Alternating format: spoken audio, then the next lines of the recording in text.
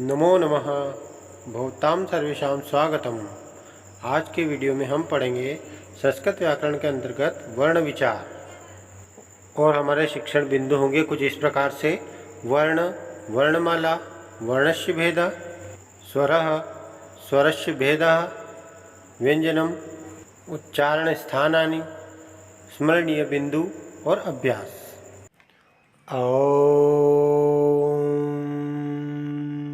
सर्वे भवन्तु सुखिनः, सर्वे सन्तु निरामयाः, सर्वे भद्राणि पश्यन्तु, मा कश्चित् दुःखभाग् भवेत्। ओम शांति शांति शांति। अर्थात सभी सुखी होवें, सभी रोग मुक्त रहें, सभी मंगलमय घटनाओं के साक्षी बने और किसी को भी दुख का भागी न बनना पड़े। ओम शांति शांति शांति। हमारे भावों और विचारों की अभिव्यक्ति का एकमात्र साधन भाषा है। मौखिक एवं लिखित भाषा में विचारों की अभिव्यक्ति के लिए ध्वनि चिन्हों का प्रयोग अनिवार्य रूप से किया जाता है। अर्थात इन ध्वनि चिन्हों के बिना मौखिक एवं लिखित रूप में विचारों की अभिव्यक्ति संभव नहीं है। इन ध्वनि चिन्हों को ही वर्ण कहते हैं। आज हम वर्ण शीर्षक का ही विस्तृत अध्ययन करेंगे। बालकः। बालकः शब्द किन किन ध्वनियों से मिलकर बना है? बालक शब्द का वर्ण विन्यास होगा ब जमा आ जमा ल जमा अ जमा क जमा अ जमा विसर्ग। वर्ण। वर्ण उस छोटी से छोटी ध्वनि को कहते हैं जिसके टुकड़े ना हो सके। वर्णों को ध्वनि भी कहते हैं। वर्ण ध्वनि का लिखित रूप है।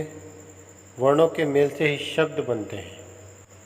आइए अब देखते हैं वर्णमाला को। वर्णों के व्यवस्थित समूह को वर्णमाला कहते हैं। वर्णमाला में सभी वर्ण व्यवस्थित और सभी एक निश्चित क्रम से जमे होते हैं। आइए जानते हैं अगला बिंदु। वर्णस्य भेदाः। वर्णस्य त्रय भेदाः सन्ति। अर्थात वर्ण के 3 भेद होते हैं। स्वराः, व्यंजनानि, अयोगवाहो। आइए देखते हैं स्वर। अ आ इ ई उ ऊ री ए ऐ ओ औ री री ली। ये सभी स्वर है। जो वर्ण बिना किसी अन्य वर्ण की सहायता से बोले जा सकें उन्हें स्वर कहते हैं। संस्कृत भाषा में ऐसे वर्णों की संख्या 13 है। उच्चारण या मात्रा के आधार पर स्वरों के भेद। उच्चारण या मात्रा के आधार पर स्वरों के 3 भेद है। ह्रस्व स्वरः, दीर्घ स्वरः, प्लुत स्वरः। स्वरः। आइए हम इन स्वरों का उच्चारण करें और देखें कि किस स्वर में कितना समय लगता है। अ आ ई उ ऊ ए ओ औ री री री। संस्कृत में ऐसे स्वरों की संख्या 13 है। आइए अब देखते हैं ह्रस्व स्वरः। अ ई उ री ली। जिन स्वरों का उच्चारण करने में कम समय लगता है उन्हें ह्रस्व स्वर कहते हैं। इन्हें मूल स्वर या लघु स्वर भी कहते हैं। इनकी संख्या 5 है। अ ई उ री ली। आइए अब देखते हैं दीर्घ स्वरः। आ ई उ री ए ऐ ओ औ। जिन स्वरों का उच्चारण करने में ह्रस्व स्वर से दुगना समय लगता है उन्हें दीर्घ स्वर कहते हैं। इन्हें संधि स्वर भी कहते हैं। इनकी संख्या 8 है। अब देखते हैं प्लुत स्वरः। औम। 3 प्लुत स्वरों का पहचान चिन्ह है। उदाहरण ओम में ओ 3 प्लुत स्वर है। जिनके उच्चारण में ह्रस्व स्वर का तिगुना समय लगे उन्हें प्लुत स्वर कहते हैं। यह स्वर दूर से पुकारने के लिए प्रयुक्त होता है। उच्चारण में अंतिम स्वर को खींचकर लंबा कर दिया जाता है। अब तीनों को एक साथ देख लेते हैं। स्वरः, ह्रस्व स्वरः, अ ई उ री ली। दीर्घ स्वर आ ई उ ए ऐ ओ औ री। प्लुत स्वर औम। इस प्रकार संस्कृत में स्वरों की संख्या 13 होती है। प न घ ट। क्या ये स्वर है? नहीं, ये व्यंजन है। अतः व्यंजन वे वर्ण हैं जिनका उच्चारण स्वतंत्र रूप से नहीं होता है। इन्हें स्वरों की सहायता से बोला जाता है, जैसे प जमा अ, न जमा अ, घ जमा अ, ट जमा अ बराबर पनघट। उच्चारण स्थान के आधार पर व्यंजन के भेद। स्पर्श व्यंजन क से म तक के व्यंजन स्पर्श व्यंजन कहलाते हैं। यह अलावा अंतस्थ व्यंजन शस्य सह उष्म व्यंजन और क्षत्र घ्य स्र ये संयुक्त व्यंजन कहलाते हैं। स्पर्श व्यंजन को 5 भागों में बांटा गया है, क वर्ग, च वर्ग, ट वर्ग, त वर्ग और प वर्ग। चलिए आगे देखते हैं व्यंजनानी। स्पर्श व्यंजन क से म तक के वर्ण स्पर्श व्यंजन कहलाते हैं। इनका उच्चारण करते समय जीवा मुख के अलग अलग स्थानों को स्पर्श करती है। अंतस्थ व्यंजन इन व्यंजनों का उच्चारण करते समय जीवा पूरी तरह मुख के किसी भाग को नहीं छूती है। उष्म व्यंजन इन व्यंजनों का उच्चारण में हवा की रगड़ खाने से एक तरह की ऊष्मा उत्पन्न होती है, जिसमें श्वास की प्रबलता रहती है। चलिए अगला है अयोगवाहो। कुछ ऐसे भी वर्ण हैं जिनकी गणना ना तो स्वरों में होती है और ना ही व्यंजनों में, और वो है अंग और अह। अंग को अनुस्वार और अह को अनुनासिक कहा जाता है। इनका उच्चारण सदैव स्वरों के बाद होता है और यह व्यंजनों के साथ जुड़ते हैं। इन्हें अयोगवाह कहते हैं। आइए आगे देखते हैं संयुक्त व्यंजन। संयुक्त व्यंजन क्ष त्र घ्य स्र व्यंजन एक ही व्यंजन से न बनकर 2 से अधिक भिन्न भिन्न व्यंजन से मिलकर बने हैं। ऐसे व्यंजनों को संयुक्त व्यंजन कहते हैं। और ये संयुक्त व्यंजन है जैसे क्ष व्यंजन क जमा श जमा आ से मिलकर बना है। इससे बनने वाले शब्द है कक्षा और कक्ष। त्र ये ट जमा र जमा आ से मिलकर बना है। इसके शब्द है पत्रम और क्षत्रिय। घ्य ज जमा य जमा आ इससे बनने वाले शब्द ज्ञानम विज्ञानम। श्र श जमा र जमा आ इससे बनने वाले शब्द परिश्रम और श्रृगालः। अगला है द्वित्व व्यंजन ट जमा ट कट्टा, स जमा स रस्सी, ट जमा ट मिट्टी। जिन शब्दों में एक ही व्यंजन 2 बार आए, जैसे ख जमा अ जमा ट जमा ट जमा अ, ऐसे व्यंजन को द्वित्व व्यंजन कहते हैं। आइए अब देख लेते हैं मात्राएं। व्यंजन के साथ लिखते समय स्वर का जो रूप जोड़ा जाता है उसे मात्रा कहते हैं। स्वरों की मात्रा इस प्रकार से है।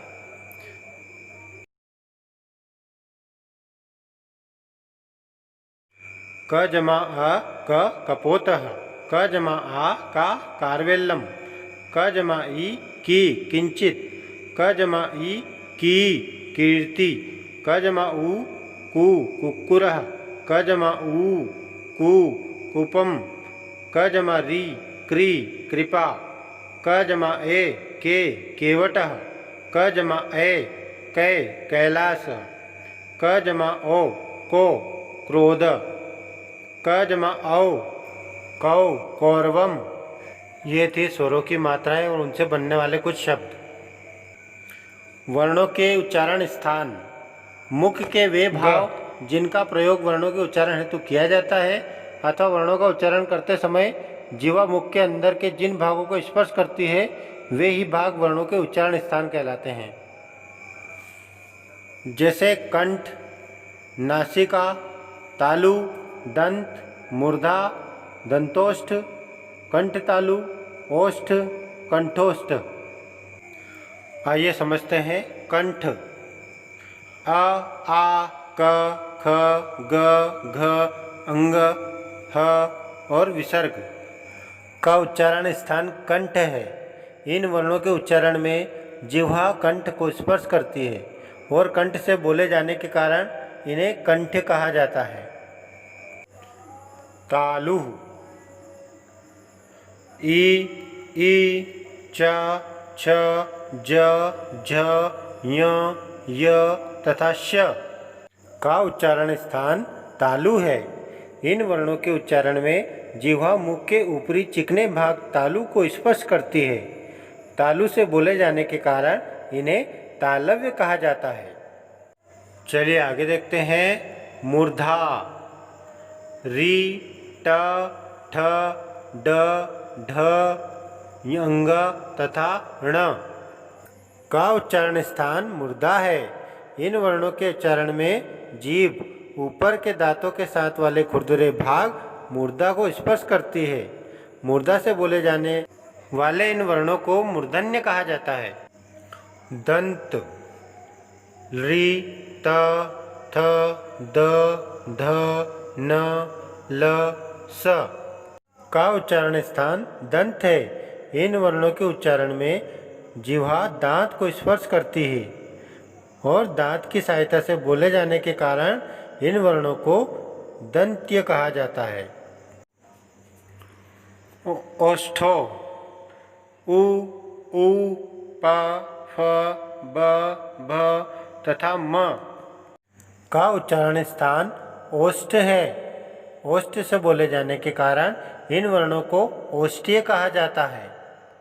अगला है नासिका। अंग य, ण, न, म अर्थात प्रत्येक वर्ग का पांचवा वर्ण और अनुस्वार का उच्चारण स्थान नासिका है। नाक से बोले जाने के कारण इन वर्णों को नासिक्य कहा जाता है। अगला है कंठ तालु।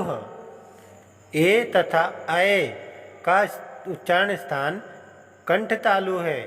इन वर्णों का उच्चारण कंठ तथा तालु से किया जाता है, इसलिए इन्हें कंठ तालव्य कहा जाता है। अगला है कंठोष्ठ।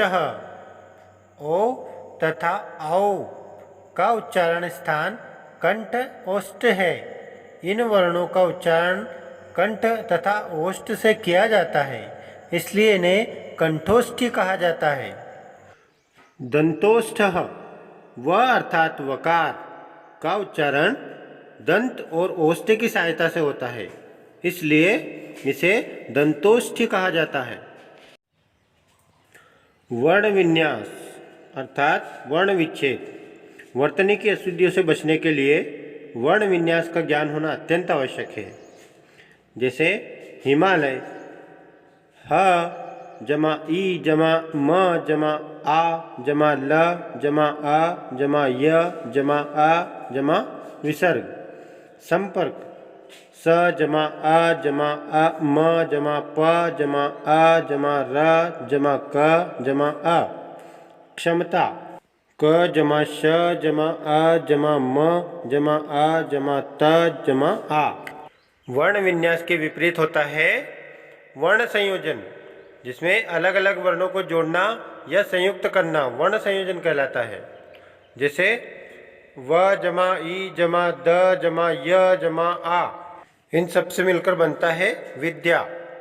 अ जमा क जमा श जमा आ जमा र जमा आ, इन सब से मिलकर बनता है अक्षर। प जमा उ जमा स जमा त जमा आ जमा क जमा अ जमा म, इन सब से मिलकर बनता है पुस्तकम। आइए अब देखते हैं कुछ स्मरणीय बिंदु। पहला वर्ण भाषा की मूल ध्वनि है, जिसके टुकड़े नहीं हो सकते, हमने पढ़ा है। फिर पढ़ा था वर्णों के से मिलकर वर्णमाला बनती है और वर्ण 3 प्रकार के हैं, जैसे स्वर, व्यंजन और अयोगवाह। स्वर संख्या में 13 होते हैं। स्वर 3 प्रकार के हैं, ह्रस्व, दीर्घ और प्लुत। प्लुत का प्रयोग जो है हम संस्कृत के ओम में करते हैं। इसके अलावा हमने पढ़ा था व्यंजन के बारे में।